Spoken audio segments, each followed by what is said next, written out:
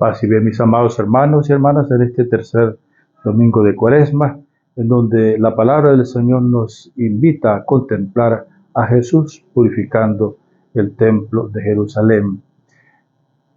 En este camino de Cuaresma, pues hemos pasado del desierto, del momento de la oración, de la tentación de Cristo, al Tabor, y ahora pues a Jerusalén.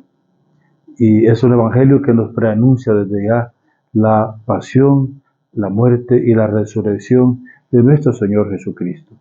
Y como vemos, la primera lectura en donde se nos enfatiza en el Éxodo el cumplimiento de los 10 mandamientos, el dar verdadero culto a Dios sobre todas las cosas, poniendo a un lado las idolatrías, sino poniendo la confianza en el Señor. Y va repasando pues también los días de fiesta que hay que vivirlas y dedicarlas al Señor, el verdadero culto a Dios. Cumpliendo esos mandamientos, recordemos que Jesús nos diría, aquel doctor, ¿verdad? Le dijo, ¿qué tengo que hacer para entrar en la vida eterna? Jesús dice, cumple los mandamientos. Así es que ahí está expresada la voluntad de Dios que nos ayuda a vivir esa relación. Recordemos que esos mandamientos son el signo que Dios da a cada uno de nosotros en su pacto, en su presencia de amor por nosotros y nuestra respuesta para vivir en esa comunión en Él que nos ha liberado de la esclavitud. Recordemos la primera Pascua, allá la liberación de Egipto, y Dios da estos mandamientos para que no se vuelva a repetir esa esclavitud ni con otros dioses, pero también para mejorar las relaciones, la convivencia, la comunión entre el pueblo de Israel. Es importante esto. Y por eso nos ayuda a entender esta primera lectura a lo que estaba sucediendo en Jerusalén. Vean, hemos escuchado el Evangelio de San Juan, en donde el Señor sube, dice, cerca de la Pascua. La Pascua era un momento pues que todos los judíos estaban invitados a participar en esta Jerusalén que aproximadamente tenía unos 50,000 habitantes, pero en esa semana de Pascua llegaban hasta 500,000. Imagínense ustedes todos estos israelitas, ir y venir. ¿Por qué? Porque cada israelita pues iba al templo para ofrecer oraciones, sacrificios de animales, de ovejas, de bueyes y todo ese encuentro. El templo era el centro de la fe de Israel, donde se sentía esa identidad, esa pertenencia. De hecho, están las profecías, ¿verdad? Que hará de Jerusalén el centro donde todos confluirán para encontrarse con su Dios. Se concebía así el centro de la fe de Israel, en donde se iba, y fueron con Jesús, recordemos, en la presentación de Jesús en el templo, y Jesús en su infancia, adolescencia, y luego Jesús con sus discípulos irá cada año. Pero ¿cuál es el espectáculo que Jesús encuentra esta vez? Que esa casa, ese templo donde debe adorarse a Dios, son otras cosas y otros intereses y un desorden que se encuentra, ¿verdad? Por eso Jesús dice, lleno de celo, ¿verdad? Un momento como de ira, el celo por tu casa me devora. Total, que vemos Jesús transformado. Estamos acostumbrados a ver que Jesús misericordioso, cercano, compasivo, es cierto, pero ahí Jesús quiere reivindicar el verdadero culto en este templo que se ha visto profanado. Y Jesús por eso no tolera todo lo que no sea adoración, sino que suene a mercancía, suene a negocio, suene a dinero. Y por eso es que Jesús toma este látigo. Veamos cómo los evangelios, cada uno pues cuenta y da una parte, ya la han convertido en un mercado, nos dirá Lucas. Mateo nos dirá, esa casa de oración la ha convertido en una cueva de ladrones. Marcos nos dice que Jesús no dejaba pasar a la gente que llevaba cosas ahí en el templo, porque era una profanación. Y hoy nos habla de que esta casa de oración ha convertido también en mercado, un lugar de escándalo y profanado, por cierto. ¿Por qué? Dice que comenzó a desparramar, ¿verdad?, el dinero, volcó las mesas y también sacó y echó todos los animales que estaban vendiendo ahí, desde bueyes, ovejas, palomas y todo aquello. Imagínense ustedes este alboroto y este escándalo que se armó, por supuesto, los dueños, los propietarios de este negocio. Y toca pues una fibra delicada porque en realidad ahí pues grandes ganancias que se obtenían, porque eran los sacerdotes los que declaraban idóneo para el sacrificio. Por tanto, todos los animales que traían de afuera, pues no eran idóneos para el sacrificio. Tenía que comprarlos ahí, dentro del templo, y por lo tanto, estos lo vendían 3 veces más caro.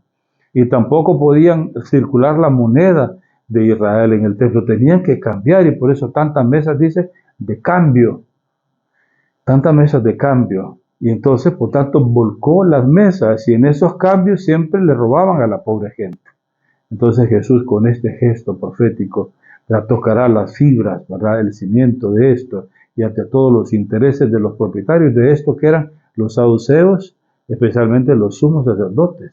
¿Y quiénes están gobernando en tiempos de Cristo? Anás y Caifás, los que van a presidir el proceso farsa, en donde estos ya decidieron matar a Cristo. No era un proceso que para juzgar a Cristo, sino era para condenarlo a muerte. Eso es lo que veremos después, que trae como consecuencia la respuesta de las autoridades judías ante este gesto. Aunque ellos le dicen, ¿qué signo nos das? ¿Por qué haces esto? ¿De dónde te viene esa autoridad? Y Jesús les dice, destruyan este templo y al tercer día yo lo construiré, lo reconstruiré. ¿Cómo es eso? Pero ahí le hacen a Jesús esa pregunta, que si son 46 años que ha llevado este templo, Herodes, desde Herodes, porque ha comenzado a reconstruir, y tú lo vas a construir en 3 días, está loco, muchacho.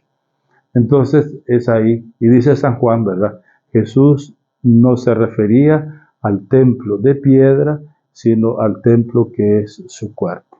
De hecho, claro, Jesús llora ante la destrucción de Jerusalén, y que Jesús predijo también la destrucción del templo, no quedará piedra sobre piedra, y eso se realizó en el año 70, cuando Tito llegó con las legiones romanas e incendió Jerusalén y destruyó el templo.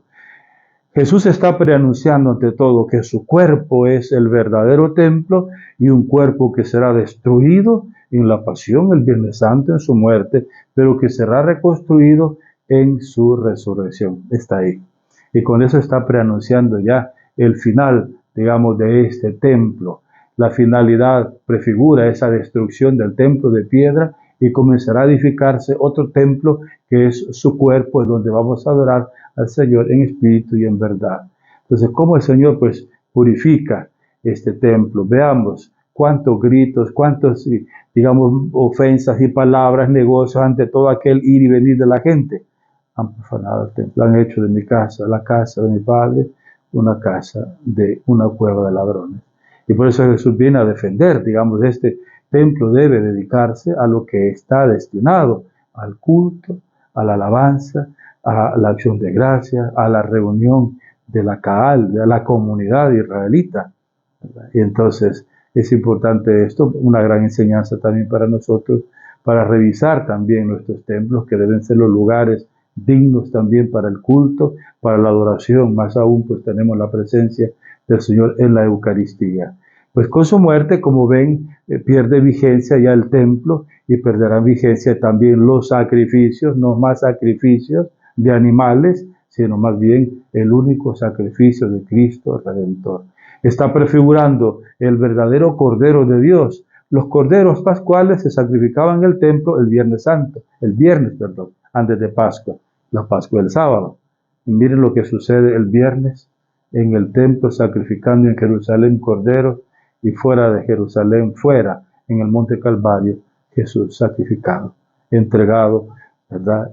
Jesús se entrega por nuestra redención, pero ha sido, no olvidemos, condenado y las acusaciones y falsas acusaciones que le dan y le echan a Cristo es que es un blasfemo, pero aparte es uno que ha hablado contra el templo, y otro porque ha soliviantado a la gente, digamos, en contra de los romanos. Mentiras las dos, ¿verdad? Farsa, por eso un proceso farsa. Por otro lado, pues, volver el verdadero culto en nuestros templos. Por otro lado, el reconocer en nosotros también los verdaderos templos, y ver todo aquello que pueda, ¿verdad?, interferir al verdadero culto del Señor, todo aquello que está en torno, ¿verdad?, que purifica, que contamina nuestro cuerpo. Entonces, por eso decíamos al inicio que en su divina misericordia nosotros le pedimos al Señor que nos purifique, que nos perdone y que restaure nuestra vida. Templos también de nuestros hermanos, ¿verdad? Que el Señor se ha querido identificar con cada uno de los prójimos. ¿No saben ustedes que son templos del Espíritu Santo? Nos dirá San Pablo.